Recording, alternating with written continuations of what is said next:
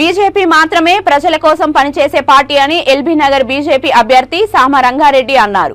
ఎన్నికల ప్రచారంలో భాగంగా ఆయన మాట్లాడుతూ కార్పొరేటర్లు పూర్తి బాధ్యత తీసుకొని బీజేపీ పార్టీ గెలుపే లక్ష్యంగా పనిచేస్తున్నారన్నారు. Bharatiya Janata Party LB Nagar public manifesto 2023 విడుదల చేస్తూ ప్రజలకు వివరించారు. నియోజకవర్గంలో శాంతి భద్రతలను కాపాడడం కోసం బెల్ట్ షాపులు, గంజాయి డ్రగ్స్ ను అరికట్టడం కోసం ప్రత్యేక శ్రద్ధ తీసుకుంటామని మేనిఫెస్టోలో చేర్చామని తెలిపారు. నియోజకవర్గంలో ప్రతి డివిజన్లో జూనియర్ డిగ్రీ కాలేజీలు తీసుకువస్తామన్నారు. వైద్య సదుపాయం కొరకు ఏరియా ఆసుపత్రిని పూర్తి స్థాయిలో ప్రజలకు వైద్యం అందేటట్లు చేయడం, చెరువులు కబ్జాలు గురి కాకుండా పరీక్షించి సుందరీకరణకు చర్యలు చేపట్టడం జరుగుతుందన్నారు. ప్రభుత్వ స్థలాలు, పార్కు స్థలాలను పరిశీలించి ప్రజా అవసరాల కోసం వినియోగిస్తామని తెలిపారు. అలాగే జర్నలిస్టుల సమస్యల పరిష్కారం కొరకు కృషి చేస్తామని, రిజిస్ట్రేషన్ సమస్యల పరిష్కారం కొరకు ప్రత్యేక శ్రద్ధ తీసుకుంటామని సామ రంగారెడ్డి అన్నారు. ముఖ్య నాయకులకు, రాష్ట్ర కార్యవర్గ సభ్యులకు, భారతీయ జనతా పార్టీ కుటుంబ సభ్యులకు అందరికీ పేరు పేరున ధన్యవాదాలు తెలియజేసుకొని ఈరోజు భారతీయ జనతా పార్టీ ప్రచార కార్యక్రమంలో ముఖ్యంగా కార్పొరేటర్లు, అదేవిధంగా ముఖ్య నాయకులు, ప్రతి కార్యకర్త కూడా వారే అభ్యర్థులుగా ఈరోజు అభ్యర్థి గెలవట్లేదు, పార్టీ గెలుస్తూ ఉన్నది, కార్యకర్త గెలుస్తూ ఉన్నారు. కార్పొరేట్ల బాధ్యతను గెలిపించాలనే బాధ్యత ఉన్నది. మాకు పార్టీ గౌరవించి టికెట్ ఇచ్చి మమ్మల్ని ప్రోత్సహించి గెలుపుకు అన్ని విధాలా కృషి చేసిన పార్టీ రుణం తీర్చుకోవడం కోసము కార్పొరేటర్లు కూడా బాధ్యతగా ఈరోజు మేమే అభ్యర్థులుగా ఈరోజు మొత్తం కూడా ప్రచార కార్యక్రమంలో గత 10 రోజుల పైన నుంచి పూర్తి స్థాయిలో నిమగ్నమై ఉన్నారు. ప్రజలు అనేక ఆశ పెట్టుకున్నారు, నమ్మకం పెట్టుకున్నారు. ప్రజలు భారతీయ జనతా పార్టీ మీద విశ్వాసం పెట్టుకున్నారు.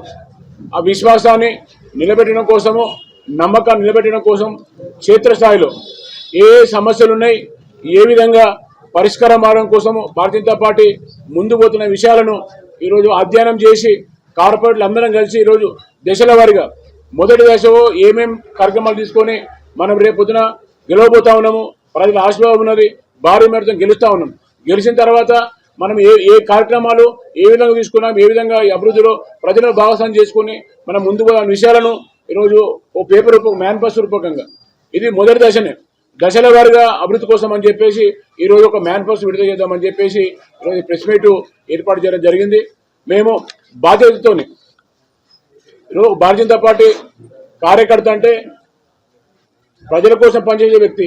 ఏ రోజు ఏ కార్యకర్త కూడా అధికారం ఉంటేనో లేకుంటేనో అధికారమే పరమావధిగా ఏ కార్యకర్త ఎప్పుడు పనిచేయలేదు. గత 40 సంవత్సరాల నుంచి 30 సంవత్సరాల నుంచి ఇక్కడ కూర్చున్న చాలా మంది సీనియర్ నాయకులు ఉన్నారు.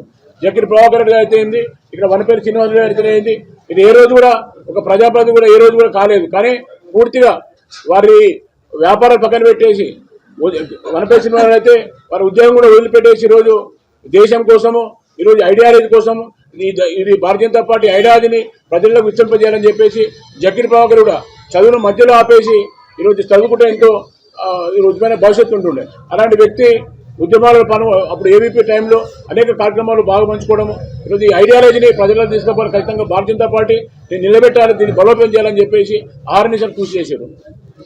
కాబట్టి దేనికోసం అంటే ఈరోజు ప్రజలను కాపాడుకోవాలి, ప్రజా సమస్యల మీద పోరాడాలి, ప్రజల పక్ష నిలవాలని ఏకైక లక్ష్యం.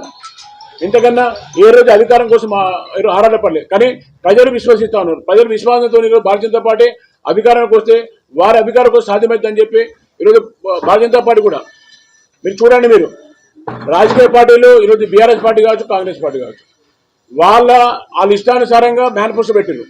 వాళ్ళు మేము ఇస్తున్నామని వృద్ధి ప్రయత్నం అంటే అధికారం పవర్ కావాలి, అధికారం కోసం ఎన్ని తప్పట్లు ఇస్తాం, ఎన్ని అబద్ధాలు ఆడతాం అనే విధంగా మేనిఫెస్టో తయారు చేశారు. కానీ భారతీయ జనతా పార్టీ ప్రజా అభిప్రాయం సేకరించింది, మేధావుల నుంచి అభిప్రాయం సేకరించింది.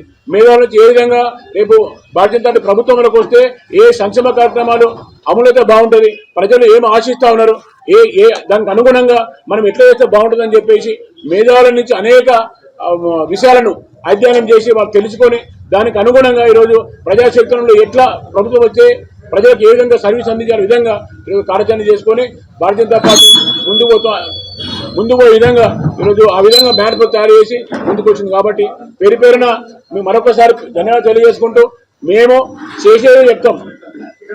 భారతీయ జనతా పార్టీ చేసేదే చెప్తుంది. చెయ్యని విషయము ఆచరణ సాధ్యమైన విషయం ఏది కూడా మాట్లాడాం.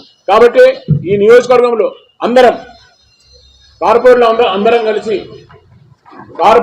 కలిసి సీనియర్ నాయకులు అందరూ కలిసి దీన్ని డివిజన్ వారీగా ఏ కాలంలో ఏ సమస్యలు ఉన్నాయో మొత్తం అధ్యయనం చేసి దీన్ని ఈ విధంగా చేస్తే బాగుంటుంది.